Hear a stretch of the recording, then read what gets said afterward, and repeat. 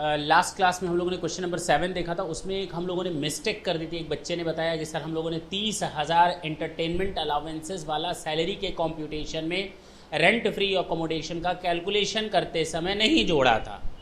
जोड़ दें आप लोग, आंसर पर कोई फ़र्क नहीं पड़ा, वो अलग मैटर है, क्योंकि विच एवर इज़ लोअर का केस था इसलिए वो चीज़ आ नहीं पाई। लेकिन हाँ, सैलरी का टोटल 30,000 से आप एंटरटेनमेंट अलाउंसेस से बढ़ा देंगे रेंट फ्री अकोमोडेशन का कैलकुलेशन करते समय। चलते हैं क्वेश्चन नंबर 8 की ओर। स्टार्ट करें? पक्का?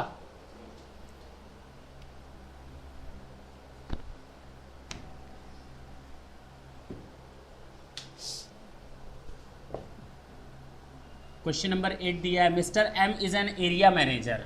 हम तो इलाके का मैनेजर समझ रहे थे। Messrs N steel company limited, during the financial year 16-17 he gets the following emoluments during the year. Basic salary, उसकी बेसिक सैलरी बताया है। मिस्टर एम है, बेसिक सैलरी है up to August 20,000 per month, और after अगस्त या from September कितनी है? 25,000 per month. अच्छा जी, transport allowances,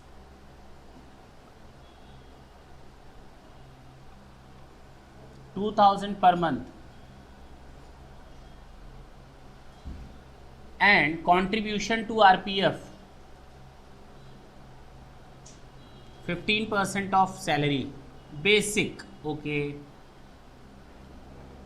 children education allowances, तो एजुकेशन अलावेंसेस दिया हुआ है 500 पर मंथ, 2 चाइल्ड ईच। हाँ या ना? 500 पर मंथ ईच चाइल्ड, 2 बच्चों के लिए। अच्छा, ₹500 पर मंथ फॉर 2 चिल्ड्रन है, ठीक, टोटल के लिए। फॉर नहीं, फॉर लिखा हुआ है। City compensatory allowances CCA 300 per month. Hostel allowances, बच्चों के लिए हॉस्टल अलावेंसेस 300 पर मंथ फॉर 2 चिल्ड्रन। अच्छा जी, टिफिन अलावेंसेस, टिफिन अलावेंसेस कितना है? 5,000 पर एनम। एक्चुअल में कितना खर्च हुआ है? अच्छा जी, टैक्स पेड यानी एम्प्लॉयमेंट टैक्स 2,500, दैट्स इट। ये हमारा क्वेश्चन है।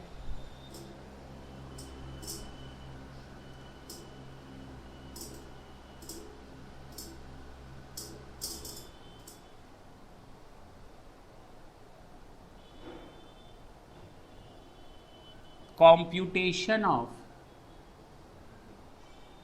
yes, taxable previous year। ये तो बता दिए तुमने, तो हमें तो पता भी नहीं चलता 16-17 के। चलें, बेसिक सैलरी देखो ना, अप्रैल, मई, जून, जुलाई, अगस्त, 5 महीने, 5 मंथ्स 20,000 के हिसाब से, 7 मंथ 25, 1 75, 2 75 हो गया। अच्छा, ट्रांसपोर्ट अलावेंसेस 1600 होता है ना पर मंथ, 24,000 है माइनस एग्जेम्प्ट, 1600 पर मंथ के हिसाब से 19,200, तो 4,800 टैक्सेबल हो जाएगा। एजुकेशन अलावेंसेस 2 बच्चों के लिए तो 250 मान ले, माइनस एग्जेम्प्ट हो जाएगा 100 रुपए, तो 150 टैक्सेबल हो जाएगा 300। 12 महीने के लिए कितना होता है बोलो ना।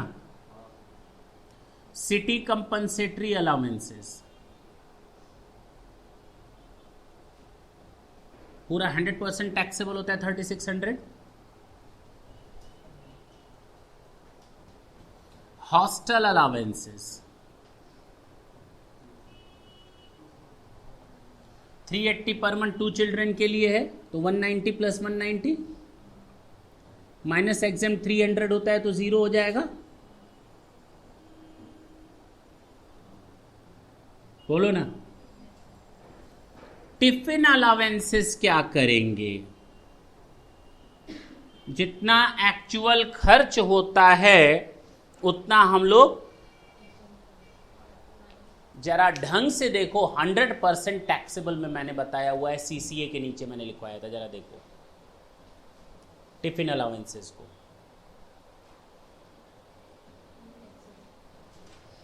कितना खर्च किया इससे कोई लेना देना नहीं है। अच्छा, एम्प्लॉयमेंट टैक्स सबसे लास्ट में आएगा बस ना। अच्छा, कंट्रीब्यूशन टू आरबीएफ इधर देखो, एम्प्लॉयमेंट टैक्स माइनस हो जाता है ना, 2500 है, माइनस कर दो। अच्छा चलो आरपीएफ की बात करते हैं, रिजर्व पुलिस फोर्स है, central railway police force, CRPF. देखो इधर, इधर आओ। अच्छा, टैक्सेबल सैलरी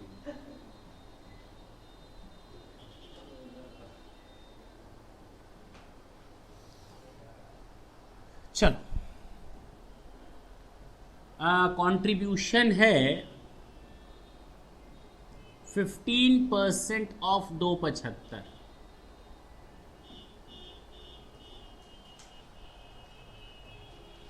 $10,540, 500, 41,250। हाँ, माइनस एग्जेम्प्ट हो जाएगा कितना, 12% ऑफ 2,75,000, 24 एग्जैक्ट। सीधे सीधे सर आप 3% ले लिए होते,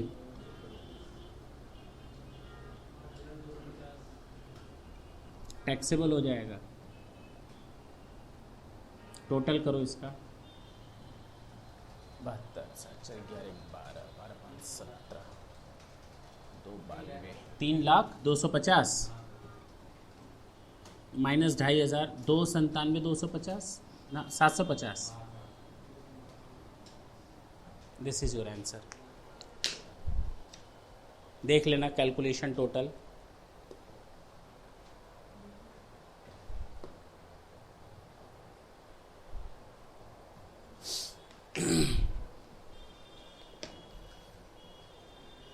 अच्छा, मैंने एक गलत पढ़ दिया। एम्प्लॉयमेंट टैक्स क्वेश्चन में ऊपर हेडिंग में इसके ऊपर जो लिखा था paid by the employer, employer provides the following emoluments to the employee. तो इसका मतलब 2,500 एम्प्लॉयर ने दिया है, ये सारा एम्प्लॉयर ने दिया है, ऊपर वाला हमने पढ़ा नहीं, ये सारा एम्प्लॉयर ने दिया है, तो 2,500 हमें मिला भी तो होगा। हमने तो ये मान लिया कि केवल इसने पेमेंट किया है, लेकिन ऐसा नहीं। क्वेश्चन ढंग से पढ़ो तो ऊपर की 2 लाइनों में लिखा है following emoluments from his employer he gets, तो इसका मतलब वो भी इसको मिला होगा। तो एम्प्लॉयमेंट टैक्स एम्प्लॉयर से मिला है तो पहले जोड़ो फिर घटाओ, ना मिला होता तो कोई दिक्कत नहीं थी। बोलो ना, यही आएगा 3,02,750।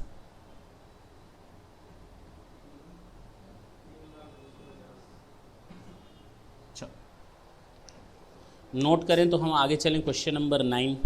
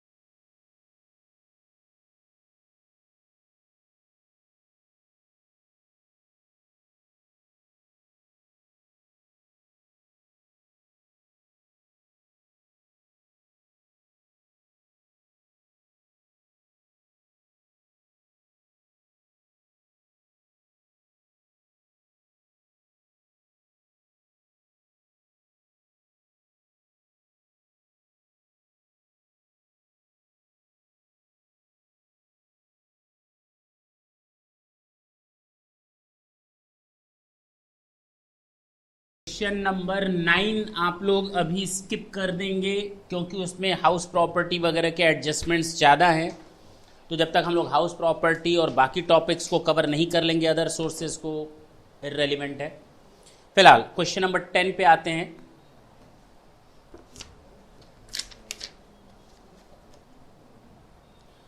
प्रैक्टिस मैनुअल है।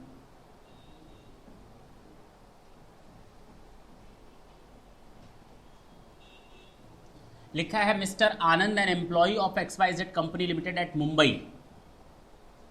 मुंबई में काम करता है मिस्टर एक्स, प्राइवेट है, and covered by payment of gratuity act, retires at the age of 64 31 दिसंबर 2016 को वो रिटायर हो रहा है, यानी 9 महीना काम करके। अरे बोलो ना, कितने साल काम किया है? Years of service 33 years and 7 months. तो इसको हम 34 साल ले लेंगे क्योंकि covered under the gratuity act है। रिटायरमेंट के समय उसको ग्रेचुटी मिली है 20,51,640। बोलो ना, 20,51,640 rupees as gratuity and 6 lakhs accumulated balance of recognized provident fund। कितना मिला है?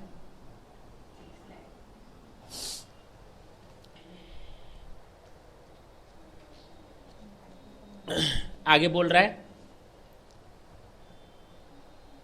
He is also entitled to monthly pension. Pension कितनी मिलनी है per month? And he get 75% of pension commuted for ₹4,50,000। Commute करवा लिया, कितना परसेंटेज है? 50। 75% को कॉम्यूट करवा लिया 4,50,000 में, 1 फरवरी 17 को। अच्छा, determine the taxable salary assessment with the help of the information. Basic salary दिया है, बेसिक उसको कितना मिलता था? 80,000 पर मंथ, और बोनस मिलता है साल भर का दिया है ना, तो यहाँ 9 मंथ्स का ये दिया हुआ है 7,20,000, और 36,000 भी टोटल के कॉलम में दिया हुआ है, इसका मतलब ये 9 मंथ्स का ही है। और HRA मिला है उसको 15,000 के हिसाब से, 9 मंथ्स का 1,35,000।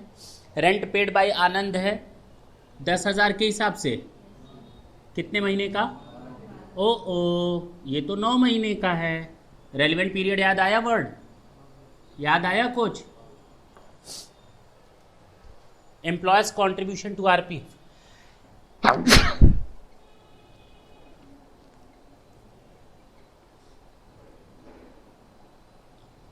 हाँ, 1,10,000। And professional tax paid by Anand, तो employment tax paid by Anand कितना रुपया? 2,000। चलो, लिखा है सैलरी महीने के लास्ट में ड्यू और पेड होती है, ठीक है, कोई दिक्कत नहीं। सॉल्यूशन देखिए, SSC कौन है?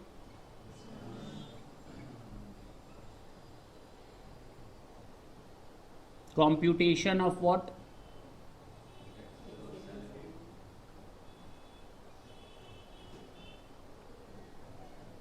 previous year क्या? assessment year,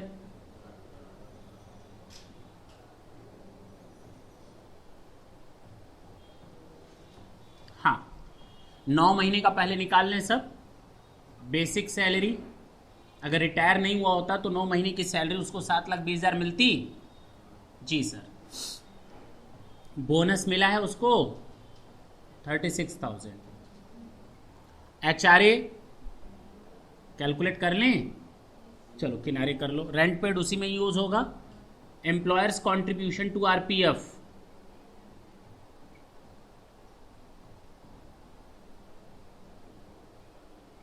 पक्का?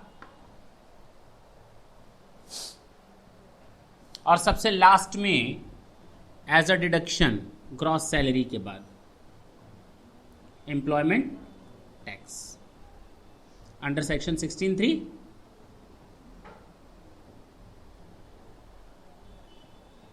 2000 ओनली। ये हम लोग का हिसाब किताब है। This is your taxable salary, ये कैलकुलेट करना है। चलो पहले ये दोनों निकाल लें ताकि ये इंफॉर्मेशन हम लोग यहाँ से हटा सकें। उसके बाद हम लोग रिटायरमेंट बेनिफिट्स की बात करेंगे।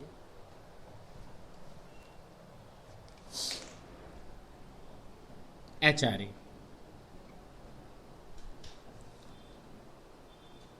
एग्जेम्प्ट होगा, least of the following is exempt.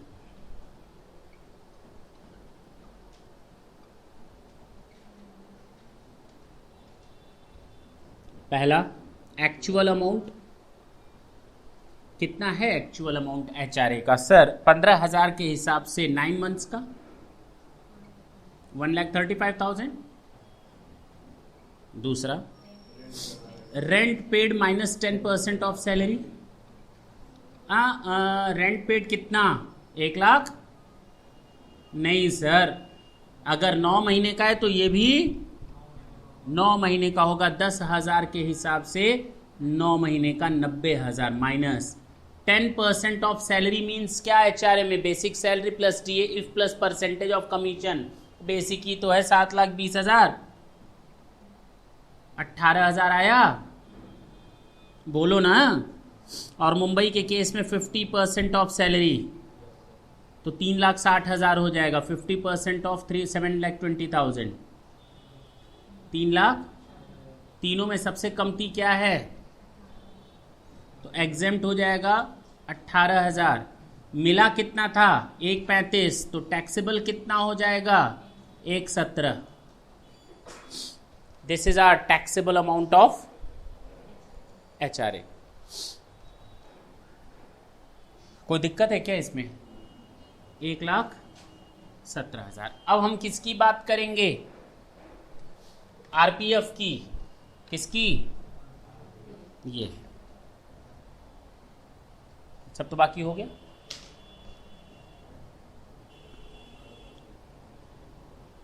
RPF 1,10,000 का कंट्रीब्यूशन है और तुम लोग को RPF के मामले में मालूम है basic salary plus DA if plus percentage. जब कुछ ना दिया हो तो यहाँ पर बेसिक सैलरी है ना, तो DA का हिसाब किताब है ना, परसेंटेज, तो उससे अच्छा टेंशन ही हट गई। तो सीधे 7,20,000 का सुनना। एम्प्लॉयर्स कॉन्ट्रीब्यूशन 1,10,000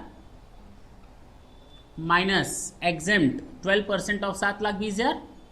अरे बोलना कितना आया? तो टैक्सेबल कितना हो गया? 23,600। कोई दिक्कत है क्या? ना। तो हम लोग का ये नोट कर लो इतना, तो केवल ये चीजें बची हम लोग को कवर करना है। 2 मिनट देते हैं।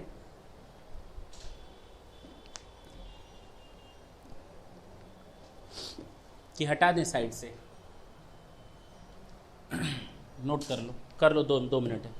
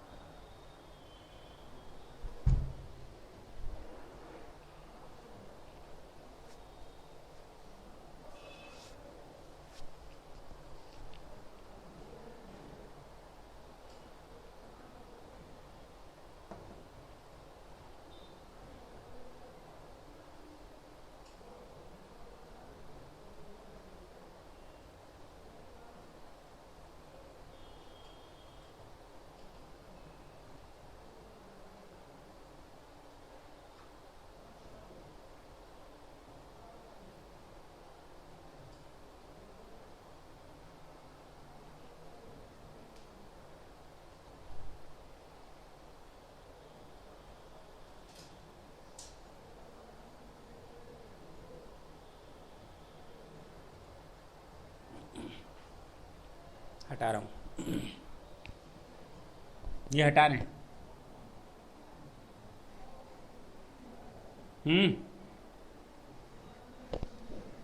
देखो इधर, इधर देखो, रिटायरमेंट बेनिफिट्स की बात करेंगे अब। सबसे पहले पेंशन, हाँ या ना, उसके बाद कम्यूटेड पेंशन, बोलते क्यों नहीं, उसके बाद ग्रेच्युटी, उसके बाद आरपीएफ। बस ना, इतने पॉइंट्स दिए हुए हैं। सबसे पहले पेंशन की बात करेंगे। किस महीने में रिटायर हुआ है? दिसंबर, तो जनवरी 2017, फरवरी 2017 और मार्च भी 2017 का। कॉम्यूट कब करवा लिया? मिट गया। कॉम्यूट कब करवाया है? 1 फरवरी 17 को। ये तो इसका मतलब केवल एक महीने का इसको पेंशन 8,000 मिला होगा, उसके बाद 25% मिला होगा, क्योंकि 75% को तो कॉम्यूट करवा लिया। बोलते क्यों नहीं? 2,000, और यहां भी कितना मिला होगा? तो टोटल मिलाकर पेंशन कितनी मिली उसको? 12,000। तो पेंशन में आ जाएगा हमारा 12,000। कॉम्यूटेड पेंशन की बात करते हैं। हमें तो पता ही नहीं कि उसको ग्रेच्युटी मिली थी कि या नहीं, रिटायरमेंट के समय नहीं मिली थी। हाँ, नहीं मिली थी। क्या है ये? तो कहो ना मिली थी, सामने है ना ग्रेच्युटी, ही रिसीव्ड ग्रेच्युटी। क्या है? क्या है? ग्रेच्युटी है। तो अगर ग्रेच्युटी मिलती है तो 1/3 of 100% commuted pension is exempt. 1/3 of 100% commuted pension is exempt. यही तो जानते हो कि और कुछ जानते हो?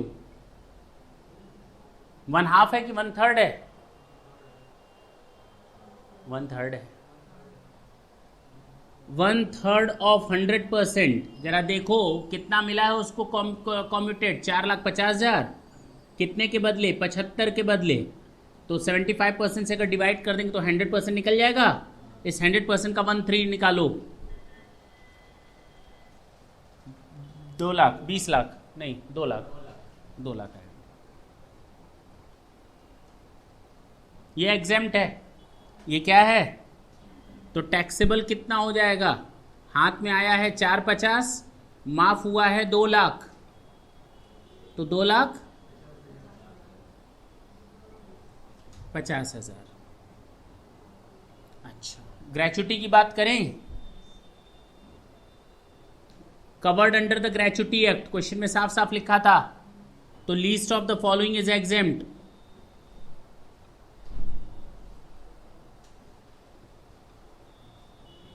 पहला, एक्चुअल अमाउंट कितना ग्रेच्युटी का मिला है? 20,51,640। Maximum 10 lakhs। और third, half month salary 15 divided by 26 days on the basis of last drawn salary. अभी अभी जो हम सैलरी ड्रॉ कर रहे थे that was 80,000 on the basis of last drawn salary. और सैलरी का मतलब होता है basic salary plus DA, if plus percentage, तो डीए और परसेंटेज तो दिया ही नहीं है, यही आ जाएगा। For each completed year of service कितने? और पार्ट देयर ऑफ, बताओ कितना आया? सॉरी, तो एग्जेम्प्ट हो जाएगा 10 लाख। हाँ या ना?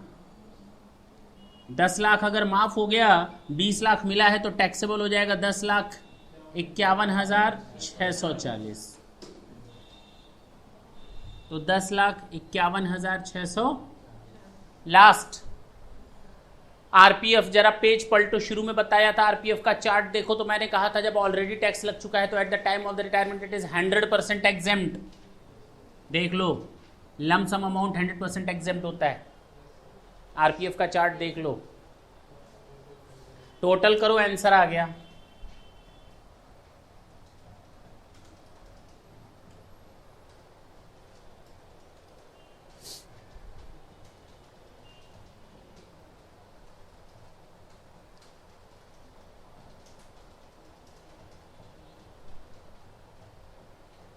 नहीं बताओगे आज?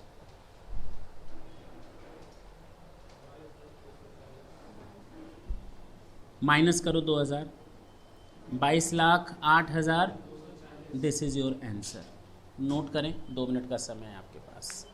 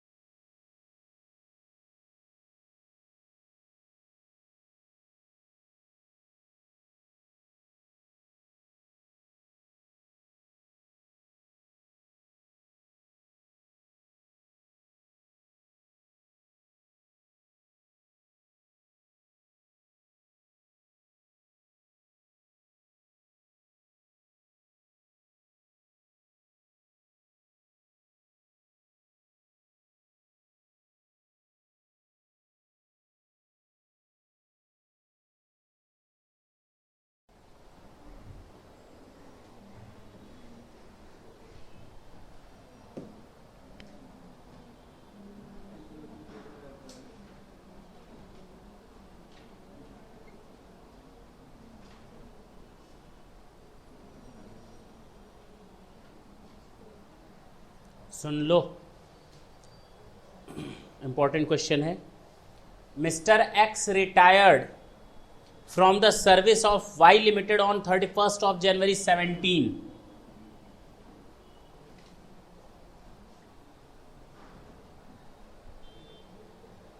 After completion of 30 years and 1 month,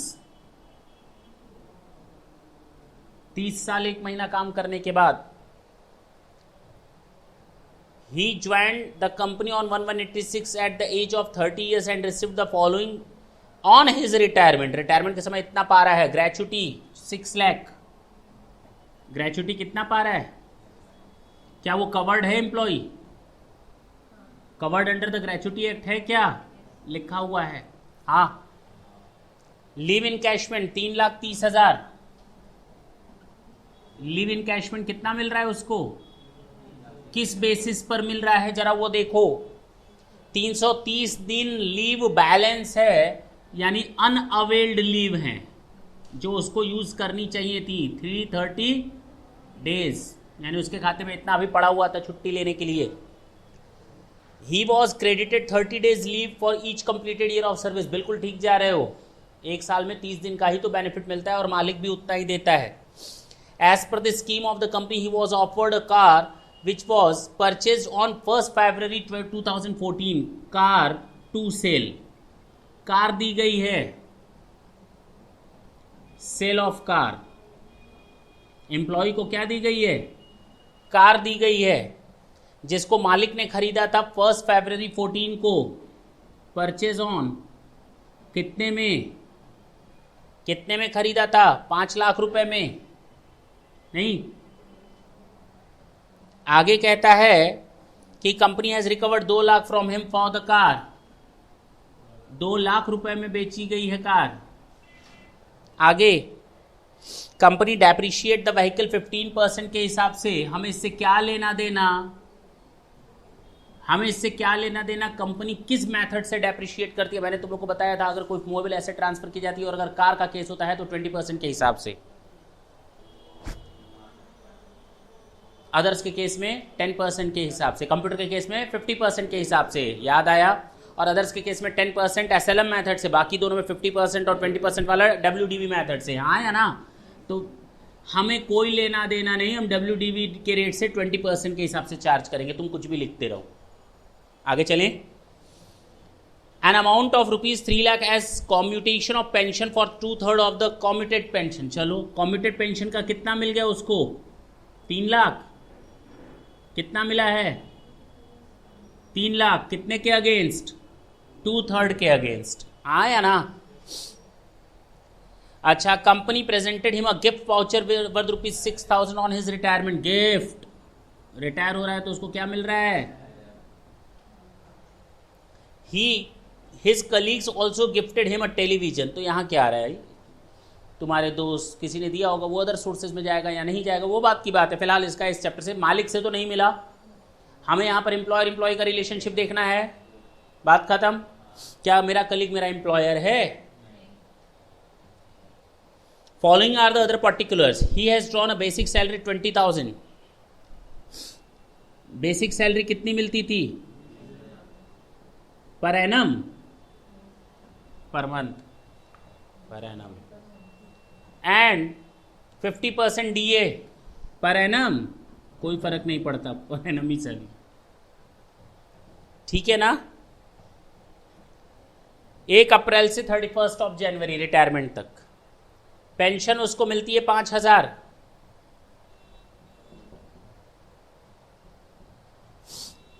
pension उसको मिलती है कितनी, लेकिन कॉम्यूटेशन के बाद कितनी मिलने लगी, लिखा है received pension 5,000 per month for the period February और March after commutation of pension, after commutation of pension, ठीक। पेंशन को कॉम्यूट करने के बाद इसका मतलब जो है यही है 5,000 पर मंथ मिलने वाला, सोचना ही नहीं है। कॉम्यूट उसी दिन करवा लिया जिस दिन रिटायर हुआ, उसने मालिक से कहा मालिक हमको और पैसा चाहिए, जो ग्रेचुटी दी, लीव इनकैशमेंट दी, उससे और ज़्यादा चाहिए, काहे का चाहिए, पेंशन को हम कॉम्यूट करवाना चाहते हैं। उसी दिन उसने कॉम्यूट करवा लिया, उसके बाद उसको 2 महीने का 5-5 हज़ार रुपये के हिसाब से और मिल गया, दैट्स इट। तो हमें उसमें कुछ एडजस्टमेंट करने की जरूरत नहीं है। सॉल्यूशन देखिए, एसएससी है mister x, computation of taxable salary,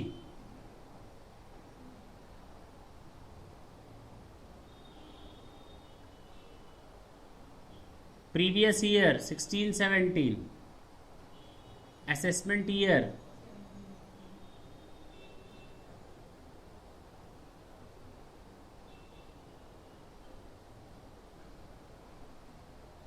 सबसे पहले उसको मिल रही है क्या, कितने महीनों तक के लिए, 10 महीनों तक के लिए 20,000 के हिसाब से, बोलो ना, 2 लाख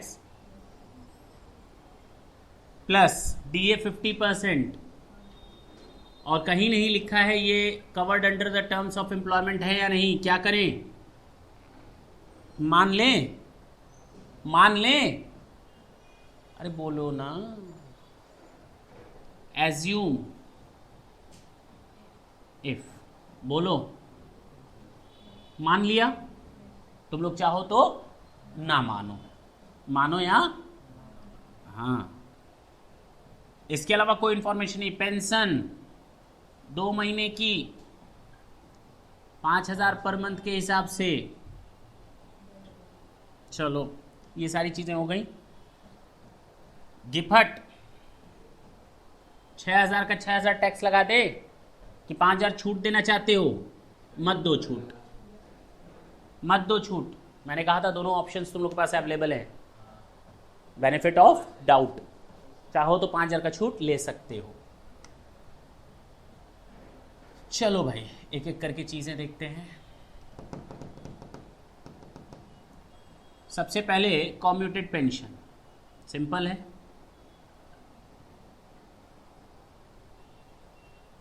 ग्रेचुटी मिलती है तो 1/3 ऑफ 100%, यानी 3 लाख का ये मिलेगा, 2/3 के लिए अगर 3 लाख मिला है तो पूरे के लिए कितना मिलेगा,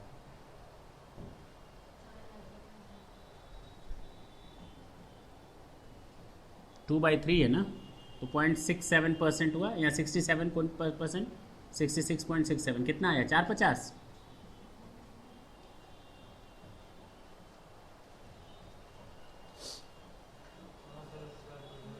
450, तो 450 का 1/3 150 आया ना, तो कितना हाथ में था, 3 लाख आया है, 3 में से 1.5 माफ हो गया, तो बचा कितना, बस, तो यहाँ लिख देना 3 लाख माइनस 1,50,000, हाँ या ना। चलो इसके बाद हम बात करेंगे, अब लाइन से चलते हैं, ग्रेचुटी की बात करते हैं।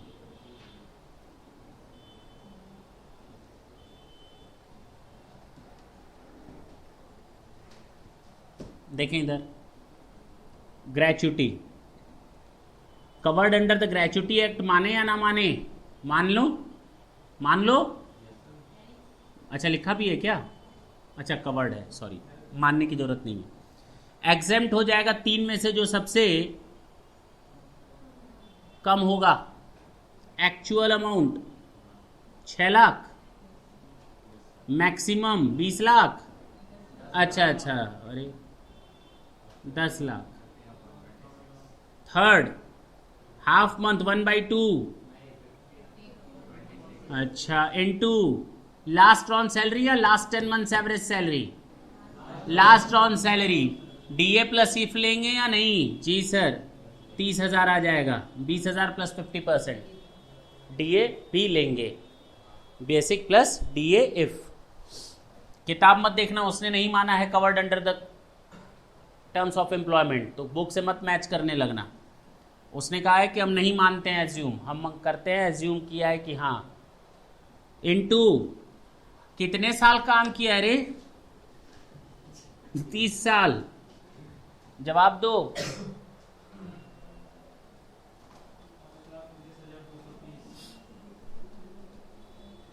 तो एग्जेम्प्ट हो जाएगा टैक्सेबल कितना हो जाएगा? 80,000।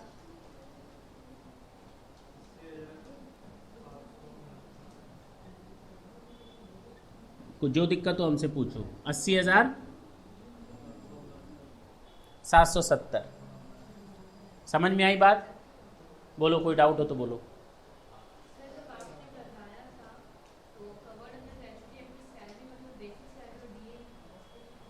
बिल्कुल सही बच्चे ने बोला, इफ हो या ना हो उससे कोई फर्क नहीं पड़ता। जब हमने करवाया था, नहीं वो रूल है, हमने नहीं करवाया था, वो रूल ही है कि जब हम gratuity covered under the payment, covered under the gratuity act में एम्प्लॉय कवर्ड होता है, तो वहां पर सैलरी का मतलब बेसिक सैलरी प्लस डीए, चाहे वो सेवा शर्तों में हो या ना हो। Even though the DA is covered under the terms of employment और not covered doesn't mean at all, we have to cover it, we have to include it under the definition of salary. तो यहाँ पर वैसे भी आएगा, अगर नहीं भी मानोगे तो भी 30,000 ही लेंगे, कोई दिक्कत नहीं। बिल्कुल सही जवाब है आपका, आपको मिलता है नोबल पुरस्कार। इधर देखें, नोबल का मतलब शांति का पुरस्कार। इधर इधर शांत रहे, बीच में नहीं टोका और कुछ नहीं। इधर देखो, चले आगे। ग्रेचुटी के बाद लीव इनकैशमेंट की बात करते हैं।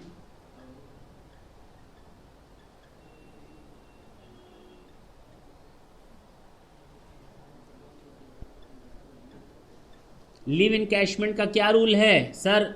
4 में जो सबसे कम होता है, least of the following is exempt.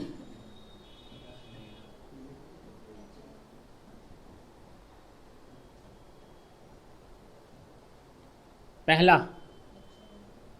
Actual amount 3,30,000 मिला है, मैक्सिमम 3 लाख, मैक्सिमम 3 लाख। तीसरा, 10 मंथ सैलरी, बोलना। और लास्ट है अर्न लीव सैलरी। इन चारों में से जो कम होगा, और इन दोनों का कैलकुलेशन होगा on the basis of immediately preceding 10 months average salary. 10 months average salary, अरे 10 महीना यही तो है। सीधे सीधे हमारे लिए कैलकुलेशन बहुत आसान हो गया। रिटायरमेंट के जस्ट पहले के 10 महीने की सैलरी सीधे सीधे मिल तो रही है, और रिटायरी एक दिन गिन गिन करके हुआ है। अगर नहीं भी हुआ होता, अगर जनवरी तक का ले रहे हो तो जनवरी को मारो गोली, ये 9 महीने का है, इसके ऊपर 1 महीने का कोई इंक्रीमेंट नहीं है। कहीं इंक्रीमेंट नहीं दिया तो मान लेंगे यही 10 महीना है, तो कोई ज़्यादा टेंशन लेने की जरूरत नहीं। अगर इंक्रीमेंट हमें कहाँ से लेना है, 9 महीना यहाँ से चुराना है, क्योंकि करंट मंथ को हटा देते हैं। करंट मंथ को वो ग्रेचुटी में हटाते हैं, वहाँ लिखा रहता है लास्ट मंथ सैलरी से, लास्ट 10 मंथ्स एवरेज सैलरी। और यहाँ ढंग से देखो तो लिखा है इमीडिएटली प्रीसीडिंग 10 मंथ सैलरी, यानी जिस दिन रिटायर हुआ 31 जनवरी, तो 30 जनवरी से शुरू कर दो। अब समझ में आई? तो हमें 9 महीना नहीं लेना, ये पूरा 10 महीना यही कवर करना है, क्योंकि इमीडिएटली अगर ग्रेचुटी होता तो लास्ट, तो ये लास्ट मंथ जनवरी छोड़ दिए होते। समझ में आई बात? अब बताओ 10 मंथ सैलरी, सैलरी का मतलब क्या होता है? Basic salary plus DA if plus percentage. अगर ये 3 है तो basic salary plus DA if दिया ही हुआ है 3 लाख 10 महीने का। 10 लाख अगर 3 महीने का है तो 10 महीने का कितना होगा? 3 लाख। अरे बोलो ना, 10 महीने का 3 लाख, तो एवरेज कितना? 30,000। तो 10 महीने का कितना? तो 30,000 इंटू 10 वापस वहीं चौंक जाएंगे। बोलो, इधर देखो, अर्न लीव सैलरी, यहीं पर आकर के मामला फंसता है।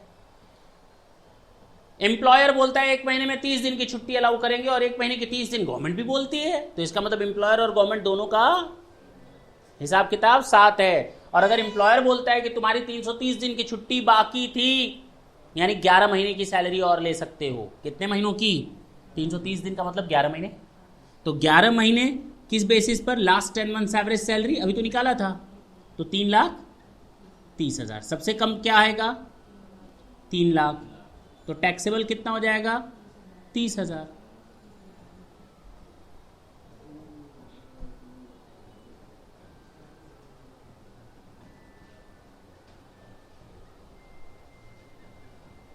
बोलो भाई।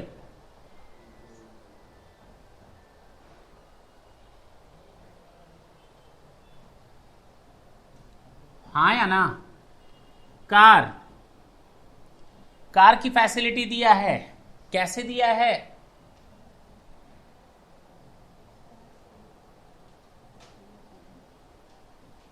देखो इधर, 1 फरवरी 2014 को कंपनी ने खरीदी कार, कितने रुपए की? माइनस डेप्रिसिएशन टिल 31 जनवरी 15 तक, पूरा 1 साल। कितने के रेट से? 20%। कितना हो जाएगा? 1 लाख। कितना बचा? फिर माइनस करेंगे डेप्रिसिएशन टिल 31 जनवरी 2016, कितने के रेट से? कितना आ जाएगा? हाँ या ना? 3 लाख। कार कब ट्रांसफर की है? कुछ दिया है क्या? नहीं दिया है। तो मान ले कि रिटायरमेंट के समय दिया, और लिखा भी ऊपर फॉलोइंग ऑन द रिटायरमेंट, ऊपर लिखा भी तो रिटायरमेंट देखो, पूरा 1 साल हो जाएगा 31/3/2017 तक। हाँ या ना? पूरा 3 साल हो गया, पूरा 31/1/2017, डेट ऑफ रिटायरमेंट भी यही है। तो फिर माइनस होगा 64,000। बोलो ना। और ट्रांसफर कितने रुपए में की है? 2 लाख रुपए में। कितने में की है? थी कितने की? तो वैल्यू ऑफ कार थी 256, और ट्रांसफर कितने में की है? 2 लाख में। तो फायदा कितना दे दिया एम्प्लॉय को?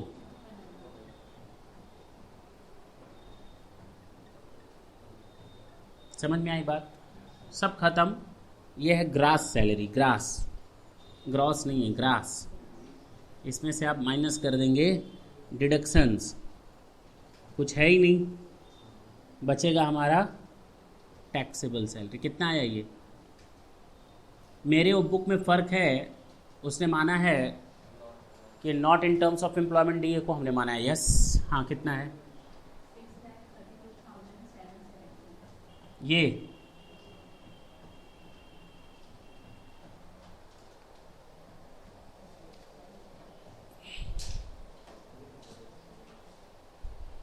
देख लें भाई, कहीं लोचा नहीं ना है 1 लाख का? हमें तो दिख रहा है।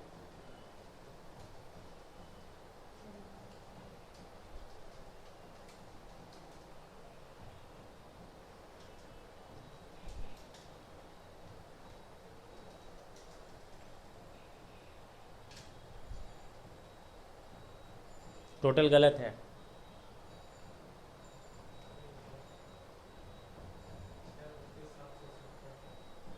632। चलो ठीक, नोट कर लो।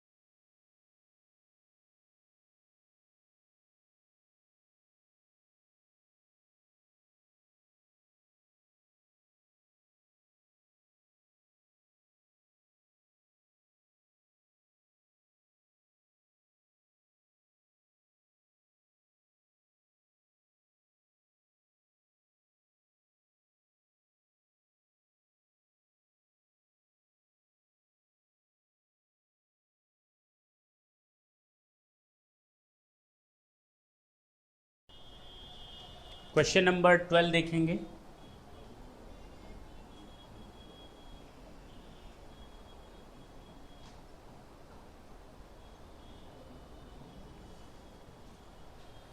क्वेश्चन में दिया है mister Narendra who retired from the service of hotel सेमोड limited on 31st of January 2017 after putting on service of 5 years received the following amounts from the employer for the year ending। अच्छा, साल भर का salary 16,000 per month के हिसाब से है।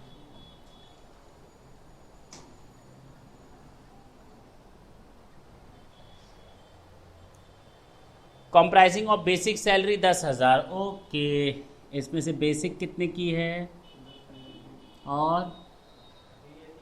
DA 3,000 और अरे एनडीए। बोलो, इसमें कोई दिक्कत है? आगे दिया है पेंशन 30% ऑफ बेसिक सैलरी।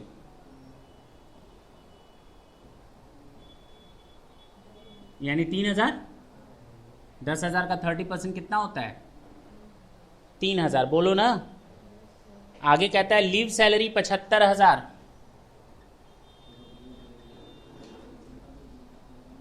किस बेसिस पर है, जरा वो बात कर लेते हैं। 225 days of leave accumulated during 5 years। Leave credit, उसके खाते में लीव पड़ी है 220, और ये 225 दिन किस हिसाब से कैलकुलेट किया गया है? 45 दिन पर एनम। बोलो। अच्छा, सही कर लेंगे हम लोग। He has not availed any earned leave during his period of 5 years and utilized only his casual leave। उसने पिछले 5 सालों में 45 × 5 कितना होता है, जरा देखो। अरे हो गया 225, इतना तुम तो 45 × 5, तो इसका मतलब यहाँ पर क्वेश्चन में लिखा है 225 दिन उसके खाते में क्रेडिट पड़ी हुई है। सर तो 5 साल काम किया, 45 दिन एक साल में, तो इसका मतलब एक भी दिन छुट्टी नहीं ली उसने छुट्टी। उसने जो भी छुट्टी ली है कैजुअल लीव ली है, लिखा भी है सामने। ग्रेचुटी है 50,000। बस ना? नहीं सर, ट्रेन चलें। एसएससी का नाम क्या है? Narendra. Computation of taxable PGBP, क्या previous year, assessment year,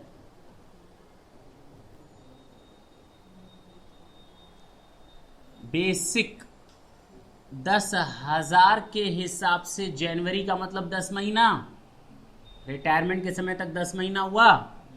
DA if में आता है क्या? 3,000 के हिसाब से 10 महीने का 30,000। सीसीए पूरी तरह टैक्सेबल होता है 2,000 का 10 महीने के हिसाब से 20,000। एनडीए नाइट ड्यूटी अलाउंसेस कोई नहीं बताया था, इसका मतलब 100% टैक्सेबल होगा 10,000। बात खत्म। ये हिसाब हम लोगों ने। पेंशन जनवरी के बाद 2 महीने की मिलेगी 3,000 के हिसाब से। बोल, कॉम्यूटेड तो है ही नहीं, खत्म। 2 चीजें बची क्वेश्चन में, question is finish. Gratuity, receipt minus exempt. Receipt कितनी है? एग्जेम्पशन का कैलकुलेशन कर लिया जाए तो ग्रेचुटी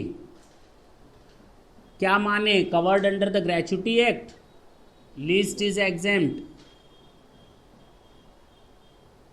पहला एक्चुअल 50, मैक्सिमम 1 लाख। अच्छा 10 लाख। थर्ड क्या माने? नॉट कवर्ड मान लें। चलो नॉट कवर्ड यहाँ लिख देना। तो half of last 10 months average salary, यही है लास्ट 10 मंथ्स। क्यों नहीं सर, इसमें से 9 महीना लेंगे, जिस महीने रिटायर हुआ है उसको तो लेंगे ही नहीं, तो 9 महीने यहाँ का और 1 महीना पिछला, तो वही आएगा आएगा वही, लेकिन 10 महीने का दिया, यहीं से फ़ायदा ले लो। हाँ, क्या क्या लेते हो ग्रेचुटी का मतलब, सैलरी का मतलब, basic DA if plus percentage. DA क्या मान लें, तो बेसिक डीए कितना हुआ, 1,30,000 का डिवाइडेड बाई 10, 13,000 एवरेज। कितने साल के लिए, 32,500, तो माफ कितना हो जाएगा, सबसे कम 32, तो 17,500 टैक्सेबल। लास्ट लीव इनकैशमेंट,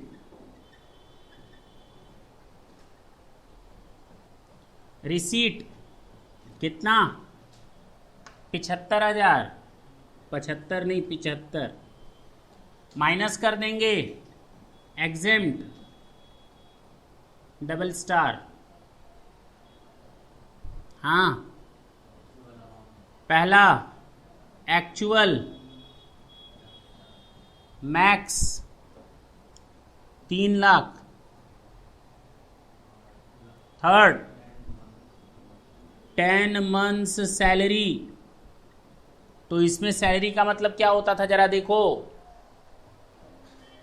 वही basic salary plus DA if plus, तो वही आ जाएगा 13,000 10 महीनों का 1 लाख, कोई फर्क नहीं पड़ेगा। फोर्थ अर्न लीव सैलरी, सारा लोचा यही है, अर्न लीव सैलरी।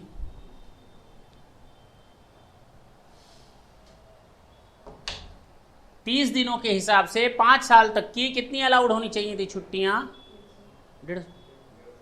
इसने एक भी दिन छुट्टी नहीं ली, यानी 150 का इसको लीव इनकैशमेंट मिलना चाहिए, यानी 5 महीने का, कितने महीने का, 30 days, 5 years, 150 days, i.e. 5 months. बोल, तो 5 इंटू 13,000, 1 महीने का 10,000, तो 13 महीने का 5 महीने का, सबसे कमती क्या, टैक्सेबल कितना, देखो ना, ग्रास सैलरी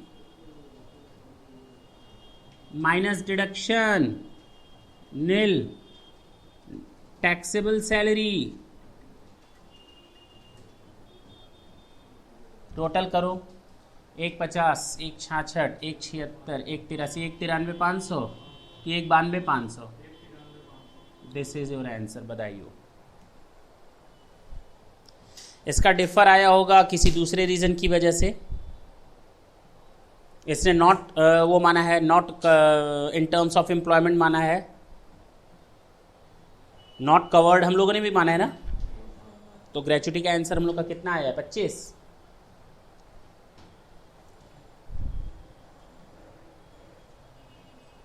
अच्छा, इसने वो माना है, डीए को नहीं माना है, तो कोई दिक्कत नहीं है, हम लोग का आंसर उस हिसाब से क्या आ गया, अपने हिसाब से ठीक है।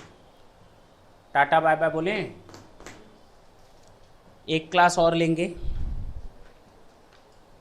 थैंक यू बच्चों।